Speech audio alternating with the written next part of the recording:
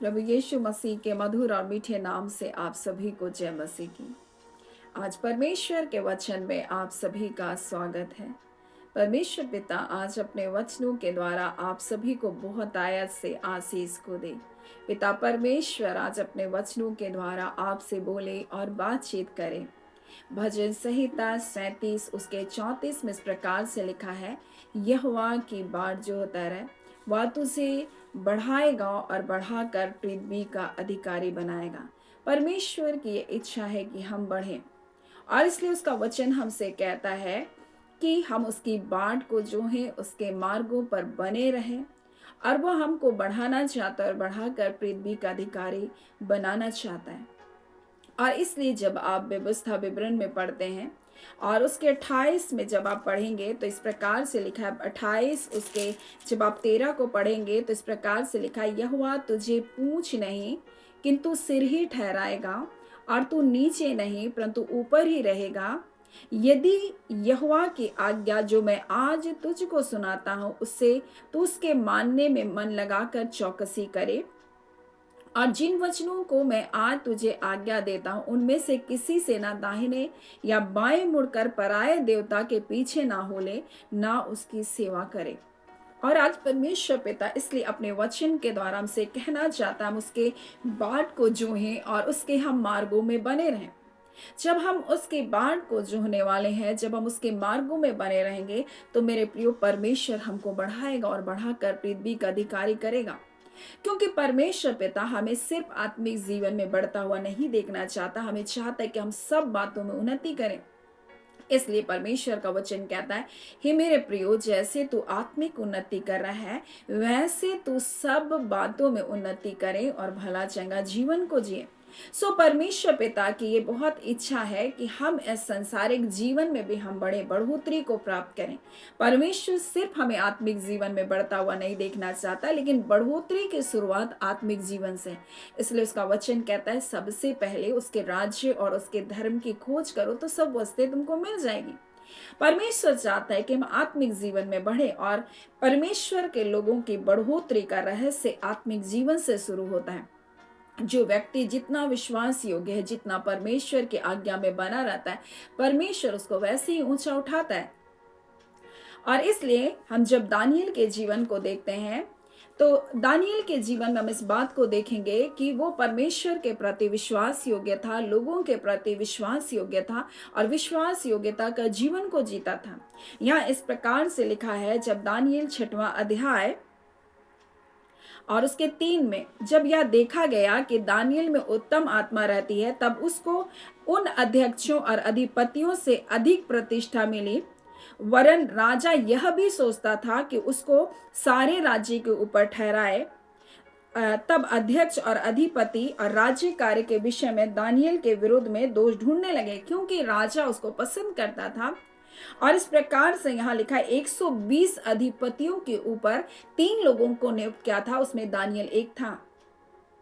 परंतु जब राजा की नजर में वो प्रतिष्ठा को पा रहा था, राजा उसको पसंद करता था, तो अन्य लोग उससे जलन को रखते थे, क्योंकि वो उसके जीवन को देखते थे और उसके जीवन में वो दोष को ढूंढने का प्रयत्न करते थे, परंतु कोई दोष उस पर नहीं पाते थे।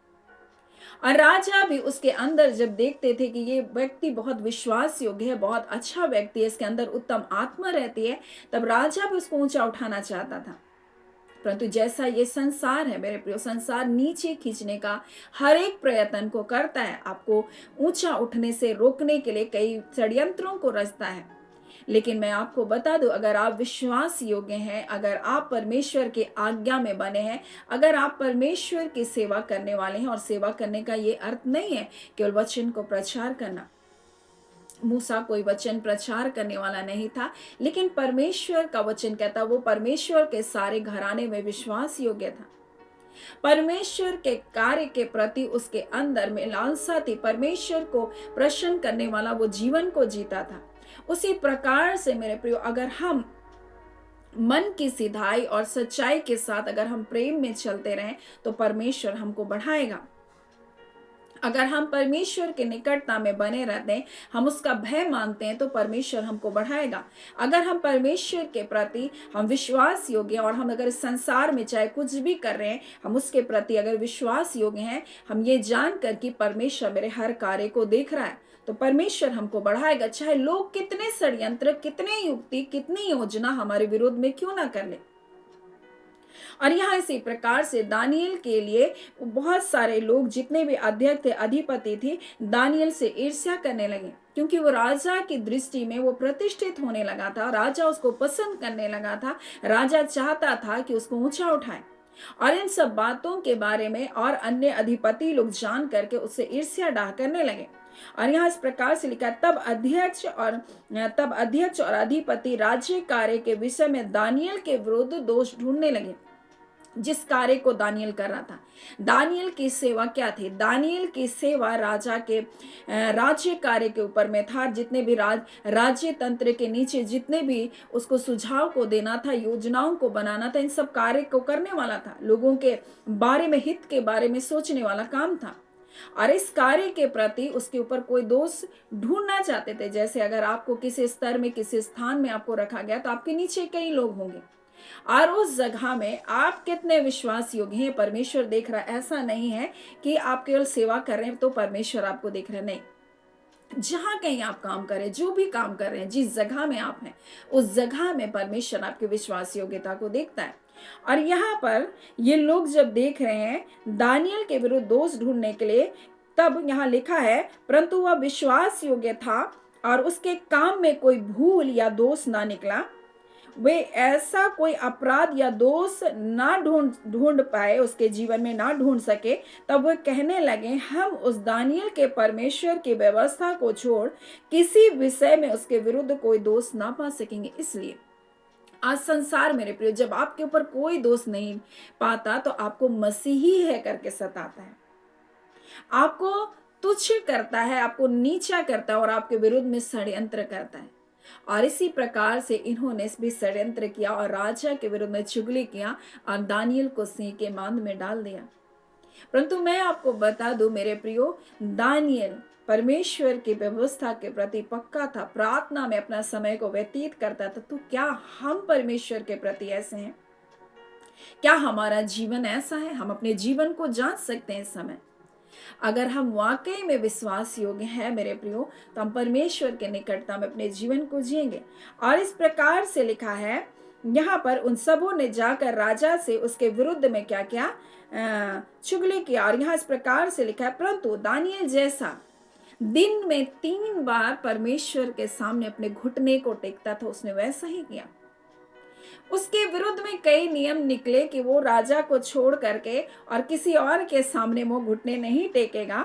लेकिन मेरे प्रियो, वो क्या किया? परमेश्वर के सामने जैसा वो करता था वैसा ही करता रहा। आज हमारे चारों ओर चाहे कुछ भी हो, लोग कैसा भी कहे, कैसा भी बर्ताव करे, कितना भी आपको दोष देने का, आपको नीचा करने का षड्यंत्र करे, लेकिन अगर आप प्रार्थना करने वाले लोग हैं, अगर आप उससे प्रेम करने वाले लोग हैं, और जैसा भजन संहिता में कहता है, यहोवा की बाट जोता रहे, यानी उसके चरणों पर अगर आप रहने वाले लोग हैं, आप उसके मार्गों पर अगर आप बने रहते हैं, यहाँ लिखा यहोवा की बाट जोता रहे। दानियल क्या करता था? प्रार्थना के द्वारा परमेश्वर की बाट जोता था, परमेश्वर के समीपता में बना था। और लिखा है उसके मार्गों में वो बना रहा। मेरे प्रियो, वहां इसलिए उसका वचन कहता है, उसके मार्गों में बना रहा और वह तुझे बढ़ाकर पृथ्वी का अधिकारी बना देगा। परमेश्वर आपको पूंछ नहीं, परंतु आपको सिर बना रहना देखना चाहता है। परमेश्वर अपने बच्चों को हमेशा उच्च स्तर पर देखना चाहता है, लेकिन हमें क्या करना? हमें परमेश्वर की बाट जोने वाला बनना है। हमें प्रार्थना में जीवन होना है, परमेश्वर को खोज करने वाला जीवन होना है। और इसलिए उसका वचन कहता है, जब तक परमेश्वर के लोग परमेश्वर की खोज करते रहे, और ये खोज कभी खत्म नहीं होगा। हम जितना परमेश्वर की उपस्थिति में जाएंगे, जितना परमेश्वर के वचनों को हम पढ़ेंगे, जितना हम मनन करेंगे, उतना परमेश्वर हमको क्या करेगा? बढ़ाएगा। लेकिन जब तक वो खोज करते रहे, परमेश्वर को सफल करता रहा। यानी जितना हम प्रभु से लिपटे रहेंगे, जितना हम उसके निकटता में बने रहेंगे, उतना हमारे जीवन को परमेश्वर बढ़ाएगा।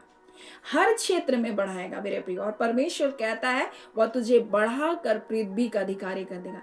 यानी हमारी खोज यहाँ शुरू होती है परमेश्वर के चरणों में। हमारे इसलिए उसका वचन कहता है उसके राज्य और उसके धर्म की खोज कर और वो तुमको सब वस्तुओं को देगा। यानी यहोवा की बाट जो था, यहाँ दानियल क्या कर रहा है, 3 बार जैसे वो परमेश्वर से प्रार्थना करता था वैसा अब भी करता रहा। यहाँ लिखा है जब दानियल को मालूम हुआ कि उस पत्र पर हस्ताक्षर कर दिया है, तब वह अपने घर में गया और जिसके ऊपरटी कोठरी की खिड़कियां यरूशलेम की ओर खुली रहती थी, और अपनी रीति के अनुसार जैसे वो दिन में 3 बार अपने परमेश्वर के सामने घुटने टेक कर प्रार्थना और धन्यवाद करता था, वैसा ही तब भी करता रहा। वो धन्यवाद दे रहा। विपरीत परिस्थितियां, क्या उसको नहीं पता? वो बोल रहा लेटर में हस्ताक्षर हो गया। और यहाँ पर क्या लेटर था हम इसके बारे में देखेंगे। और यहाँ इस प्रकार से लिखा है, ऐसी और गवर्नरों ने भी आपस में सम्मति की कि राजा ऐसी आज्ञा दे, ऐसी कड़ी आज्ञा निकाले कि 30 दिन तक कोई, हे राजा, तुझे छोड़ किसी और मनुष्य या देवता से विनती करे वह सिंह के बांध में डाला जाए। और सब कोई मिल करके इस प्रकार से क्या किए, एक लेटर को निकाले। और जब पता चला कि राजा ने हस्ताक्षर कर दिया, दानियल अपनी रीति के अनुसार गया और जैसे वो 3 बार परमेश्वर के सामने धन्यवाद और प्रार्थना करता था वैसा ही करता रहा। उसको पता है कि ये लेटर में हस्ताक्षर हो गया। उसको पता है कि अब विपरीत मेरे ऊपर संकट आ गए हैं।